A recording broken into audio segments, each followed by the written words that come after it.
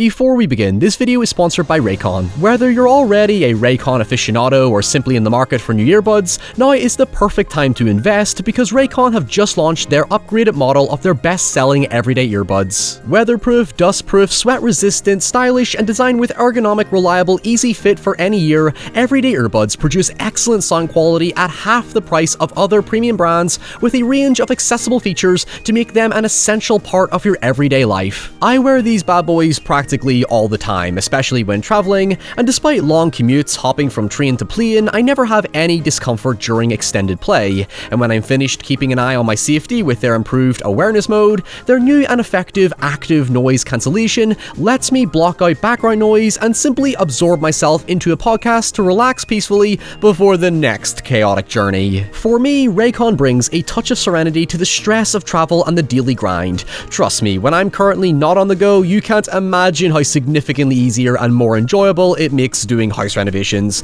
especially with Raycon's new quick charge function that yields 90 minutes out of a 10-hour charge, perfect for someone like me who constantly forgets to charge their devices. And that's on top of the fact that it's already a 32-hour battery. If that sounds hot and spicy to you and you want to help out my channel, simply go to buyraycon.com/Ryan for 15% off your order plus free shipping.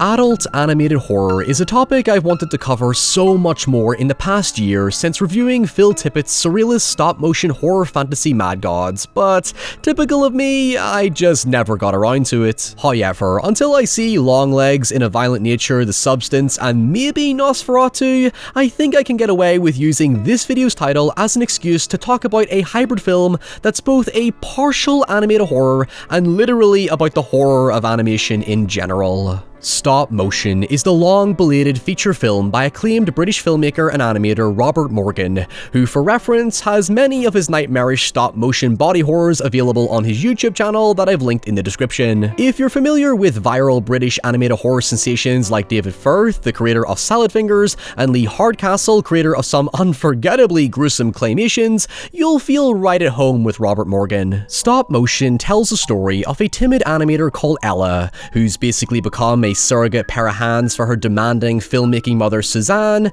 due to her debilitating arthritis. Perfectionist Suzanne directs Ella through each laborious stage of the stop-motion process, often criticizing and demeaning Ella for the most insignificant reasons, establishing a tense and oppressive relationship. It's further reinforced in the visual language with long, piercing stares, pauses, negative space, steady camera work attempting to remain still, and a loose, shallow depth of field absorbing us into Ella's forlorn state of mind. At its core, it's a psychological horror with the growing sensibilities of a body horror, which pairs nicely with my last video on Bug, where you're quickly made to question what's real and what's not, as Ella's world crumbles around her as she becomes consumed by her increasingly grotesque art. Now, I'll admit up front, while I still think it's the best horror film I've personally seen this year, pending the ones I haven't seen, it's not a perfect film by any means. It does fall into the typical traps of mental illness horrors where the metaphor is very on the nose, and by the end I was sort of left questioning what the film was ultimately about. Perhaps I'm just in a bit of a cynical mood at the minute, or maybe I'm asking for more than what's needed, but it is worth bearing in mind that if you're in here looking for something unique in what I described, especially in the concept of obsessing over your art,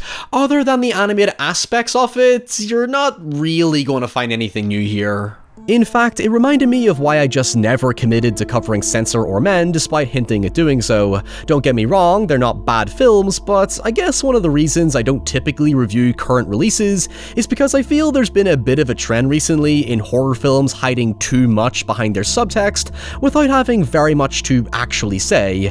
Thus, I just don't feel compelled enough to make a full video on it. Subtext has been in horror since the dawn of the genre, but today it feels like the new style over substance. There's nothing inherently wrong with it, in fact I probably welcome it more times than not, but can we please stop letting simple meanings sacrifice good storytelling? There's definitely an art to striking the right balance, but nonetheless, taken for what it is, it's the perfect gateway into the style and oddities of adult stop-motion horror, which has had a prolific impact on the genre as a whole. The thing is, despite its influence, adult animated horror is an extremely niche field in film. Outside video games, the internet, and young adult fiction, it's had very rare success simply because it's a tough sell for general audiences, and that's outside the fact that pure adult animation is already a fairly tough sell for those not deeply enthusiastic about the medium. I mean, we could get into the whole debate surrounding perception and bias, but that's a complicated issue that's neither here nor there. Now, don't worry, I will get back to the film in a moment, but I want to add a bit of context here just to highlight how profoundly significant stop-motion animation is in Britain. Granted, it's not the only type of animation we produce, but it is a cultural signature that arguably emerged from the mid-20th century puppetry and pantomime such as Punch and Judy, as well as igniting the concept of bringing our homegrown childhood inanimate toys to life, a theme that kind of emerges in the film, with the likes of the Wombles and Paddington. In a reductive sense, it's traditional old-school Britain that's barely changed since its inception. Of course, most international audiences know it predominantly because of Aardman, who produced Wallace and Gromit, Creature Comforts, Shaun the Sheep, Chicken Run, and Morph, if you know that one in Britain. Yeah, that thing creeped me the fuck out as a kid. I mean, stop motion in general works for horror because it's inherently fleshy and visceral in quality, thus caters nicely to the uncanny, gritty, and abstract. Yet notably, I think the reason stop motion remains popular amongst animators despite being a genuinely challenging craft to pull off is because it has such a DIY quality to it. There's something about the imperfections of handcrafted frame-by-frame animation that retains the spirit of the honest, hardworking artist,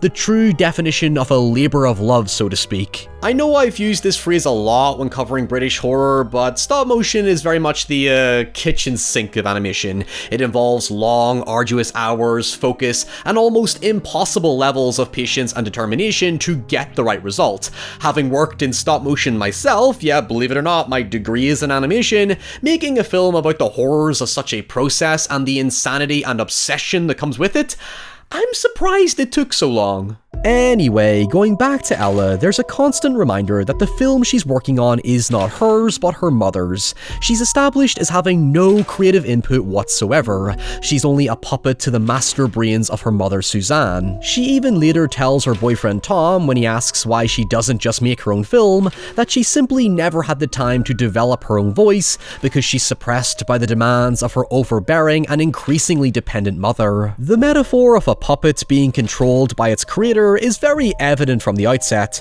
Her life is consumed by the shadow of her mother, with early scenes even strongly reminding me of Matthew Holness's Possum, which tapped into many of the same cultural and social nuances. I say this because Ella's eventual puppets in film essentially become a manifestation of her own troubled psyche, with the Cyclops in her mother's film clearly symbolizing Suzanne as a powerful giant towering over her, but still delicate underneath in Ella's own words. The story takes a turn when Suzanne falls into a coma following a stroke, causing Ella to become slowly detached from reality as she's plagued with grotesque visions while trying to finish her mother's work. What's interesting about their relationship is that Ella does love her mother unconditionally, despite wanting to escape her rigid clutches and seek absolute independence, which she finally does when declining Tom's offer to stay with him in his lavish, comfortable home in favor of a rugged apartment. It's here where the madness properly begins, when Ella befriends a neighboring girl who shows disinterest in Suzanne's film, prompting a conversation that mirrors an earlier interaction Ella has with her mother, where upon being asked how Ella could improve Suzanne's film, she hesitates and withdraws from giving an answer. However, unlike Ella, who lacks a creative vision, the little girl is quick to tell her that she thinks a better story would be about a girl lost in a forest where something is following her, soon encouraging Ella to scrap her mother's film in favor of the little girl's idea. The thing is, I initially interpreted their relationship as possibly being about Ella taking on a mother figure role where she'd either embrace or avoid her own mother's flaws, but instead the little girl arguably becomes an extension of Suzanne, where she continually criticizes Ella's work and directs her to make adjustments to make a better film. There's a lot you can take from it when all the pieces come together. The little girl could be seen as an embodiment element of Ella's psyche and sensibilities where she self-inflicts pressure upon herself as a perpetuation of how her mother raised her. Not only did Suzanne have complete creative and emotional control over her own work, but also over Ella, and despite Ella's attempts to now achieve it for herself, like with her mother's film, she's again constantly reminded by the little girl that this solo venture is still ultimately not her film. You could say the general theme of stop motion is creative autonomy, both in the freedom to make the art that you want, while facing constant emotional disruptions that antagonize the enjoyment of creating something in the first place. The question it asks is Ella truly making what she wants, or is she a victim to the idea of thinking this is what she wants? Despite her insistence that she has complete creative freedom, she never seems to enjoy what she does. Thus, it feels more like she's lying to herself and forcing the belief that this is a choice that she herself truly wanted to make. I mean, I can empathize from the point of view that yes, she has the luxury of being able to make what she wants without any constraints, but that doesn't automatically bring happiness or fulfillment. To me, there's a fallacy in thinking that freedom and happiness coexist when we're all subject to what's going on in our own heads. This extends into her relationship with Tom and his sister Polly and the circumstances of their careers. Ella becomes surprisingly demeaning of their choices, because the former is an amateur musician who can't fulfill his aspirations because of the common constraints of being an adult trying to put food on the table, and Polly is essentially sacrificing her creative freedom and selling her soul for corporate advertising work. The thing is, Tom and Polly live in the real world where your art just isn't handed to you with stability, unlike Ella, who's been poisonously nurtured under her mother, who she's ultimately nothing without. The little girl thus becomes a surrogate for that control and direction Ella needs in her life. She won't accept that she'll forever be a puppet because she's never experienced true independence. Again, echoing her words to Tom early in the film, she never had a chance to develop her own voice. In fact, the concept of making a film about a little girl being chased in the forest by some creature akin to Red Riding Hood seems deliberately cliched to point out how derivative Ella is because she doesn't really have any true creativity of her own. She even tries to take drugs from Polly to spark her creativity, but it doesn't net her a positive result, as she instead digs deeper into her unhealthy fixation with her morbid film. Hell, the point about Ella being derivative comes back into play later in the story, when Ella takes a job at Polly's animation studio to distract her from her work, and discovers Polly has stolen her idea that's not even technically her idea, and naturally she gets pissy about it. Now, by this point, I know what you're thinking. Ryan, isn't there a horror movie in here? Oh, yes, there is. While making the film, Ella begins using mortician's wax to craft her creepy characters to create a scene that sees a young girl chased to a red cabin in the woods by an entity called the Ashman. However, as you might expect, things are not what they seem when the little girl, who by the way is never given a name just to compound her ambiguous presence, criticizes Ella's work by claiming that the characters are not realistic enough, and suggests that Ella uses the corpse of a fox to add more detail. It becomes clear early on that the girl is purely a figment of Ella's psyche.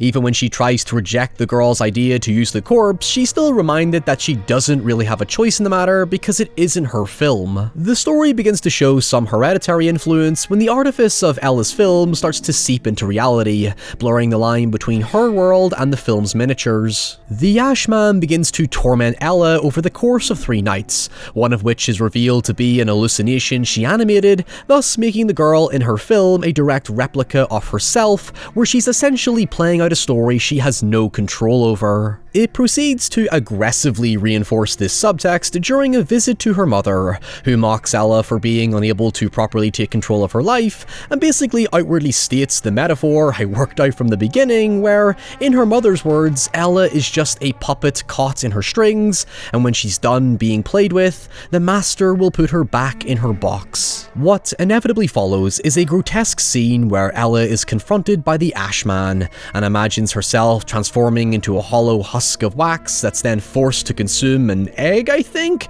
causing her to awaken in hospital with a deep leg wound. By the way, a quick point on the egg symbolism. I'll be honest, unless I watched the film a couple of times, I'm not entirely sure what to make of it, other than the possible insinuation that Ella might be pregnant, but I'll leave that one up to the comment section. However, in a shocking twist, it's revealed that her mother passed away while Ella was unconscious, motivating her to return to work despite Tom's insistence that she destroy her obsession, even resulting in Ella choking the little girl to death to eradicate all the control in her life. Although, as we know, the child is purely a manifestation of her mental state, thus she cannot get rid of her. While the child has the outward appearance of Ella's innocence, deep within are the toxic traits of her mother, and being a self-perpetuating voice of her abuse, the girl tells Ella that she must make the Ashman more real. Ella slowly tears open the wound on her leg in visceral detail, just as Tom and Polly arrive to stop her, but in doing so, Ella proceeds to kill Polly by piercing her throat with a tripod before suffocating Tom after pushing him down the stairs. She then pulls a house that Jack built and uses the flesh of their corpses to craft more prominent figures that, in her hallucinated mind, come to life, echoing the words of her mother. The finale sees the Ashman confront Ella, much to the little girl's fear.